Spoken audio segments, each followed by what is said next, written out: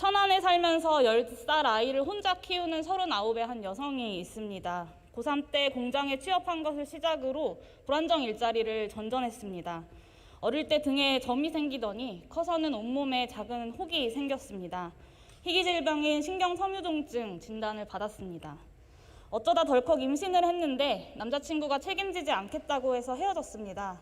다행히 기초생활수급자가 되어서 혼자 아이를 낳고 키웠습니다. 2인 가족 87만 원 생계급여로 사는 어려움 속에서도 아이의 웃는 얼굴을 보며 힘을 냈습니다.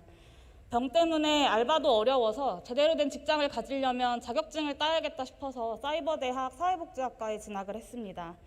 이분은 이번 2차 재난지원금에서 제외되었습니다. 기초생활수급자는 이미 지원을 받고 있다는 이유 때문입니다. 통신비 2만 원조차 아이의 명의로 되어 있어서 받을 수 없습니다.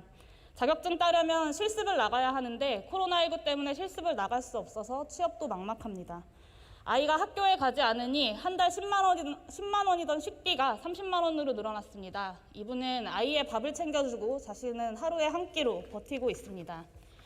이분은 절망하고 있습니다. 대한민국이 이렇게 각박할 수 있냐고 묻습니다. 장사하다 수입이 줄어든 사람만 국민이고 일할 수도 없는 처지에서 안간힘을 다하고 있는 자신과 같은 사람들은 국민이 아니냐고 묻습니다. 청와대 국민청원에 올라온 사연입니다. 정부에게 묻겠습니다. 2차 재난지원금 두텁고 필요한 분들에게 두텁게 지원한다고 하셨습니다. 정말 두텁습니까? 그리고 필요한 사람들 모두 받을 수 있습니까? 2차 재난지원금 논의가 시작될 때부터 국민 모두에게 지급해야 한다고 주장했습니다. 우리 국민은 1차 재난지원금을 받고서 국가가 나를 버리지 않았다라고 느꼈고 함께 이 위기를 극복할 수 있다는 믿음을 얻었습니다. 이것은 소비 증대 그리고 경기 회복 효과만큼 큰 경험이자 힘이 되었습니다. 그러나 정부 여당과 제1야당은 입을 모아서 이번에는 선별해야 한다고 이야기합니다. 아마도 2차 재난지원금을 위한 이번 추경은 이 선별 동맹에 의해서 처리될 가능성이 커 보입니다. 그러나 재판정을 나가면서 그래도 지구는 돈다라고 이야기했던 갈릴레이처럼 이 전대미문의 코로나19와 경제위기 대응을 위해 가장 효과적인 긴급재난지원금 보편 지급을 이야기하겠습니다. 앞으로라도 제대로 된 전국민 재난지원금 정책을 수립하자고 이야기하겠습니다. 정세균 총리님께 질문 드리겠습니다. 네, 총리님 고생 많으십니다. 앞서 말씀드린 천안의 이 39세 한부모 여성뿐만 아니라 2차 재난지원금에서 배제되고 있는 국민들의 원성이 자자합니다. 정부 기조대로 이번 4차 추경이 통과되더라도 이 천안의 39세 여성과 같은 혹은 비슷한 처지에 있는 분들의 문제 해결을 해주셔야 될 것 같습니다. 어떻게 하실 계획이십니까? 예, 그 말씀을 듣고 참 가슴이 아픕니다. 정부는 가능한 한 사각지대가 없이 지원이 꼭 필요한 국민에게는 지원을 해드리고 싶은 것이 정부의 의지이고 정책인데 그런 사각지대도 있을 수 있겠다 싶어서 안타까운 마음이고 금방 말씀하신 것처럼 정부는 그런 부분을 어떻게 잘 관리할 수 있을까에 대한 깊은 고민이 필요하다고 생각합니다. 네, 이런 사각지대가 생기지 않도록 코로나19로 인한 위기는 다양한 형태로 나타나고 있기 때문에 특별히 각별히 신경 써주셔야 할 것 같습니다. 사진 하나 보여드리겠습니다. 네. 한 배달 노동자가 4대 보험이 필요해서 작년 12월부터 올해 1월까지 패스트푸드점에서 알바를 했습니다. 그런데 상반기에 수입이 크게 줄어서 긴급고용안정지원금 신청을 했는데요. 보시는 것처럼 부지급 통보를 받았습니다. 고용보험에 10일 이상 가입되어 있었기 때문인데요. 이 청년은 투잡까지 뛰면서 열심히 일했는데 열심히 일했다는 이유로 지원금을 받지 못하게 되는 것입니다. 이 긴급고용안정지원금이 4차 추경에서 유지 확대되었는데요. 이 사각지대는 여전할 것으로 보입니다. 어떻게 생각하십니까? 예, 이제 원래 그래서 뭐 그런 경우를 대비해서 EITC 제도라든지 일하는 이 노동자들 그러나 소득이 적은 분들에 대해서 정부가 지원하는 그런 여러 가지 대책들을 가지고 있는데 지금 이 자리에서 제가 그 케이스를 정확하게 보고 어떤 대안이 있을지를 답하기는 조금 쉽지 않은 것 같습니다만은 어쨌든지 간에 이제 그 장애인이라든지 노동자들이라든지 하여튼 한부모 가정이라든지 취약한 분들에 대해서 뭐 코로나19가 아니라도 우리가 점차 그 복지의 양과 질을 높여서 국민 모두가 최소한의 행복을 누릴 수 있는 그런 대한민국을 만들어가는 것이 우리가 가야 될 길이다 이렇게 생각하고 있습니다. 네, 정부는 피해 입은 소상공인들을 지원하겠다고 일반 업종의 경우 연매출 4억을 기준으로 세우셨지요. 네. 그런데 이번 편의점 점주 협의회에 따르면 편의점 매출의 40%가 담배인데요. 이 담배의 매출의 80%는 세금으로 나가는 돈이라고 합니다. 네, 이 4억 원 기준을 적용을 하면 겉으로는 굉장히 두텁게 큰 기준으로 지원하는 것처럼 보이지만 사실 이번 코로나로 피해를 입은 편의점주 상당수가 지원에서 배제되게 됩니다. 그리고 또 폐업소상공인들 지원하는 제도전 장려금이 있습니다. 8월 16일 이후 폐업한 상인들을 기준으로 하기 때문에 하루 일찍 폐업한 8월 15일에 폐업한 소상공인들은 받지 못하게 되는데요.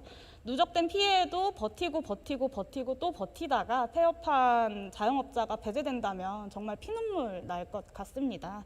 그리고 전국 가맹점주협의회 등 자영업자들이 기자회견을 열고 차라리 전 국민에게 지역화폐로 지급하면 그 돈이 지역 상인들에게 돌아가고 오히려 자영업자에게 도움이 된다라는 주장을 하기도 했습니다. 1차 긴급재난지원금 지급 당시보다 더욱더 직접적인 경제 제재 조치들이 들어가고 있는 지금 정부가 선별 지급을 고집하는 이유는 무엇입니까? 예, 저는 그 선별이냐 아니면 보편이냐가 중요하지 않다고 생각합니다. 이번에 재난 지원을 함에 있어서는 그야말로 국민만을 생각할 일이지 이념이나 또 옳고 그름보다는 실용주의적 접근이 필요하다고 저는 생각합니다. 그래서 꼭 필요한 분들에게 정말 지원이 가야 된다. 옛날에 그 중국이 개방을 할 때 등소평이 흥묘 백묘론이라는 걸 주장을 했던 적이 있어요. 하여튼 흰 고양이든 검은 고양이든 쥐만 잡으면 된다. 지금은 보편이냐 선별이냐가 중요한 게 아니고 정말 힘든 국민에게 힘이 되어야 된다고 생각해요. 그런데 2차 재난지원금은 금액이 7조 8천억밖에 안 됩니다. 그런데 그것을 전 국민에게 나누면 얼마나 그게 얇아지겠습니까? 그렇기 때문에 그 모수를 줄여서 진짜 필요한 분들에게 그걸 같은 금액을 적은 숫자에게 나눠드리면 금액이 커질 거 아니겠습니까? 그게 정부가 생각하는 실용주의적인 접근입니다. 그렇지만은 금방 용 의원님이 지적하신 것처럼 정부의 의도와는 관계없이 사각지대가 있어서 꼭 지원을 받아야 될 분들이 지원을 못 받는다. 이런 부분에 대해서는 정부가 진지한 고민을 해야 된다 이렇게 생각하고요. 제가 그 장관님들께 요청한 내용은 이제 정부는 이것 따지고 저것 따지고 계속해서 가능하면은 안 되는 방법을 찾으려고 하는 경우가 많은데 행정을 함에 있어서 그런데 이번에 재난지원금에 이 해당하느냐 해당되지 않느냐 대상자를 선별함에 있어서는 그렇게 하지 마십시오. 제발 어떤 이유 때문에 해당되는가 이유를 찾으십시오. 그래서 가능하면 조금이라도 이유만 되면 그 범위를 넓혀서 지원을 받을 수 있도록 해 주십시오. 이렇게 요청을 했거든요. 그래서 그야말로 이번에는 정부는 실용주의적으로 그래서 범위를 좀 좁혀서 그 대신 금액을 좀 높이는 예를 들어서 7조 8천억을 5천만 명한테 나눠주면 1인당 얼마 돌아갑니까? 그래가지고는 아무 도움이 안 되는 것이죠. 그런 점을 좀 이해해 주시기 바랍니다. 네, 총리님께서 홍남기 경제부총리님과 정반대의 말씀을 지금 하셨는데요. 어제 홍남기 경제부총리께서 기재위 회의에서 7조 8천억을 맞춰놓고 결정한 것이 아니라 필요한 예산을 짜다 보니 7조 8천억이라는 돈이 나온 것이다 라고 말씀을 하셨습니다. 근데 이 예산을 7조 8천억을 정해놓고 전 국민에게 나눌 것이냐 필요한 사람들에게 나눌 것이냐 고민하셨다고 이야기하시는 것이어서 그건 굉장히 아니고요. 당황스럽네요. 예, 그건 아니고 7조 8천억 원을 정해놓고 나누기로 했다는 건 아니고 현재 확정된 금액이 7조 8천억 아닙니까? 4차 이 추경에 그 금액을 전 국민에게 나눠줄 때에 돌아가는 금액과 이렇게 선별해서 이 적은 숫자에게 나눠주는 금액의 차이가 확실히 있는 거 아니겠습니까? 그 점을 말씀드린 것이지 정부가 미리 7조 8천억을 만들어 놓고 그래 놓고 나눈 것은 아닙니다. 물론. 네, 저는 정부가 계속 말이 변하고 있다고 생각하는데요. 이번 긴급재난지원금 관련 논의가 그 1차 재난지원금이 소진되는 것이 체감되기 시작했던 7월부터 등장을 했습니다. 근데 그때부터 계속 정부와 재정당국에서 딱 잘라서 앞으로 재난지원금은 없다라고 이야기를 해오셨습니다. 그러다가 8월 15일 2차 팬데믹 즈음에 이제 2차 팬데믹에 대한 우려가 나오면서 정부 여당도 이제 반응을 하기 시작했고요. 처음에는 70% 선별 이야기를 하셨고, 그 다음에 50% 선별, 그 다음에는 심사 없이 신속하게 업종별 지원하겠다라고 하셨습니다. 결국에 이번에 제출된 추경안을 보면 심사도 하는 업종별 지원으로 제출이 되었습니다. 정부는 예산이 한정되어 있다고 자꾸 이야기를 하시는데요. 지금과 같은 전대미문의 재난 상황에서 정부가 돈을 아끼면 결국 국민들이 빚질 수밖에 없습니다. 4차 추경이 정부의 원안대로 통과가 되면 GDP 대비 국가부채 비율이 43.9% 맞습니까? 예, 그 정도 됩니다. 44.3%는 아닙니까? 43.9%일 겁니다. 네, 43.9%와 44.3%가 큰 차이가 나나요? 이제 그건 뭐 작아 보이기도 하지만은 이제 뭐 시각에 따라서 다르죠. 그렇지만은 이제 이 살림을 하는 정부의 입장에서는 가능하면 빚을 덜 내고 싶은 것이죠. 가능하면 그리고 빚을 내면 그걸 언젠가는 갚아야 되고 또 우리 후손들이 갚아야 될 소지가 있기 때문에 꼭 필요한 것은 빚을 내서라도 쓰되 가능하면 빚을 적게 내고 싶은 것이 정부의 입장인 것이고요. 그리고 만약에 그 용 의원님이 생각하시는 것처럼 현재 7조 8천억으로 해서 예를 들어서 어떤 자영업자한테 100만 원이 돌아간다. 그런데 전 국민에게 100만 원을 지급하려면 50조 원이 필요한 거 아닙니까? 그런데 50조 원을 또 빚을 낼 수는 없는 것이죠. 현재. 그러니까 그런 점도 감안을 해서 정부가 이제 4차 추경은 없다라고 말씀드린 것은 이제 이번에 8월 달에 갑자기 그 확진자 수가 늘었지 않습니까? 그래가지고 방역 기준을 높였잖아요. 그러므로 해서 자영업자들이 문을 닫아야 됐지 않습니까? 그러니까 거기에 대해서 그런 상황이 새로 벌어지면 거기에 맞는 조치를 하는 것이 정부의 책무인 거예요. 한번 4차 추경이 없다고 그래가지고 거기에 그 말에 발이 묶여가지고 아무것도 못하면 안 되죠. 필요한 일이 생기면 상황의 변화가 생기면 개인도 그렇고 국정도 그렇고 거기에 맞는 조치를 할 수밖에 없는 것이어서 그래서 이제 이번에는 자영업자나 소상공인을 중심으로 해서 지원을 하기 위해서 4차 추경을 할 수밖에 없었다. 이렇게 이해해 주십시오. 네, 2차 재난지원금 논의가 시작되었던 것이고 처음에 논의의 시작이 자영업자의 피해 보상으로 시작한 것은 아니었습니다. 그리고 0.4% 정도 차이가 작아 보이지만 큰 차이라고 말씀을 하셨는데요. 우리나라 국가부채는 3차 추경까지 포함해서 GDP 대비 43.5%, OECD 평균의 한 3분의 1 정도 되는 수준입니다. 근데 정부가 이렇게 국민들의 불안을 자극하면서 재정 건전성이라는 이야기를 할 때 가계빚은 OECD 최악의 수준에 이르러서 폭발 직전에 이르렀습니다. 4차 추경 7.5조 국초 발행, GDP 대비 부채 비율 0.4% 증가를 걱정하는 동안 국민들은 지난 8월 한 달에 14조의 빚을 졌습니다. 재난 상황에서는 누군가 빚을 져야 한다면 저는 가계가 아니라 국가가 되어야 된다고 생각하는데요. 어떻게 생각하십니까? 예, 뭐 빚을 져야 된다면 가계하고 국가하고 나누어서 져야 되겠죠. 고통을 분담해야지 국가에게만 고통을 전담시키고 그러면 나중에 국가가 어떻게 되겠습니까? 국가도 결국은 개인의 것인데 고통은 분담하는 게 저는 옳다고 봅니다. 네, 국가에게만 고통을 전담하라는 것이 아니라 이미 그 방역을 위한 책임을 나눠지고 있는 국민들을 위한 방안에 대해서 고민을 해주십사 드린 말씀이었습니다. 그리고 그 4월 당시 1차 재난지원금 때는 보편 지급이 맞고 지금은 틀린 이유에 대해서 많은 국민들이 의아해하고 계십니다.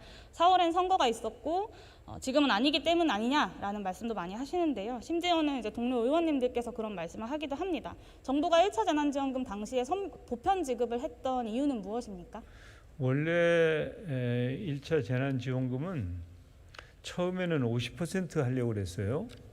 그랬는데 이제 당에서 좀 더 높여야 되겠다 그래서 70%를 지급을 하기로 했는데 그 당시에 급했습니다. 지급하는 게. 그런데 70%를 선별하려면 상당히 많은 시간과 노력이 필요해서 그러다 보면 속된 말로 다 굶어 죽겠다. 그러니까 빨리 지급하자. 그러려면 전 국민에게 드리고 그 대신 형편이 괜찮은 분들은 좀 다시 국가에 기부하는 형식을 취하자. 그래서 법까지 만들었잖아요.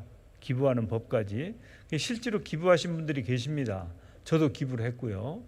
그래서 1차 재난지원금은 전 국민에게 지급하는 방식을 취했지만 실질적으로는 이제 기부를 기대하고 그렇게 했는데 기부가 기대처럼 많이 들어오지는 않았어요. 그렇지만 그런 경위를 통해서 이루어졌다 이렇게 말씀드립니다. 네, 지금도 3개월 안에 7조 8천억을 써야 하는데요. 선별해서 이 3개월 안에 돈을 신속하게 지급할 수 있을지 의문입니다. 그리고 기부되지 않은 돈도 결국에는 다 지역 소상공인들한테 돌아간 돈이기 때문에 저는 충분히 효과가 있었다고 생각하고요.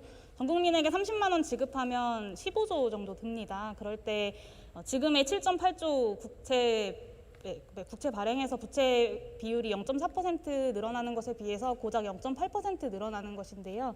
이런 부분에 대해서 많은 국민들이 안타까워하고 있다고 생각합니다. 총리님, 내년 정부 예산에는 재난지원금에 대한 고려가 없는 것 같은데요. 예, 당연히 이제 본 예산이니까요. 그러나 우리 대한민국은 여러 가지 복지 예산이 들어있죠. 그 복지 예산은 이제 기초생보자들을 비롯해서 장애인 등등 이 복지 예산 전체 규모가 150조 이런 정도로 이렇게 들어가 있기 때문에 따로 이제 재난지원금이라는 말이 거기 들어갈 필요는 없는 것이고요. 가능하면 어떻게든지 코로나를 잘 극복을 해서 다시 재난지원금을 드리지 않고 본 예산만 가지고도 경제가 돌아가고 국민들이 크게 어려움을 겪지 않는 그런 2021년이 되도록 정부는 최선을 다할 작정입니다. 네, 백신이 나온다고 해도 최소한 내년 말까지는 지금 상황이 이어질 것이라고 많은 전문가들이 예측하고 있고 빌 게이츠 같은 사람도 2022년 종식을 좀 예언하고 있습니다. 내년에도 재난지원금에 대한 사회적 요구가 등장할 것으로 보이는데요. 그때마다 올해처럼 추경을 얼마를 할 건지, 선별할 건지, 보편 지급할 건지 등의 갈등을 정부가 만들어서는 안 될 것 같습니다. 최소한 상하반기 2차례 정도 긴급재난지원금을 지급할 수 있다고 보고 이를 예산에 반영해야 된다고 생각합니다. 그래야 국민들이 내년의 경제 상황을 예측하고 재난이 길어지더라도 정부를 믿고 위기를 이겨낼 준비를 할 수 있을 것 같습니다. 정부에서 이 부분을 적극 검토해 주시겠습니까? 그런데요, 국가 예산은요, 이제 미리 예비비라는 게 있습니다. 예비비를 산정을 해서 급하게 필요할 때 예비비를 통해서 이제 필요한 지출을 하기는 하지만 지금 상황에서 내년 재난까지 대비를 해서 그 예산을 세우는 것은 그것은 예산 회계 원칙에 맞지도 않고 국민적인 지지를 받기도 어렵습니다. 그리고 그런 일이 안 생기도록 국정을 운영을 해야지 그걸 이제 만약에 그렇게 했다가 그 돈을 쓸 일이 안 생기면 그럼 불용 처리하라 합니까? 그것은 적절한 방법이 아니라고 봅니다, 저는. 네, 코로나19 종식 때까지 한시적으로 긴급재난지원금을 정례화하자는 이야기가 나오고 있는 것입니다. 이에 대해서 정부 여당에서 적극적으로 검토해 주시면 좋겠습니다.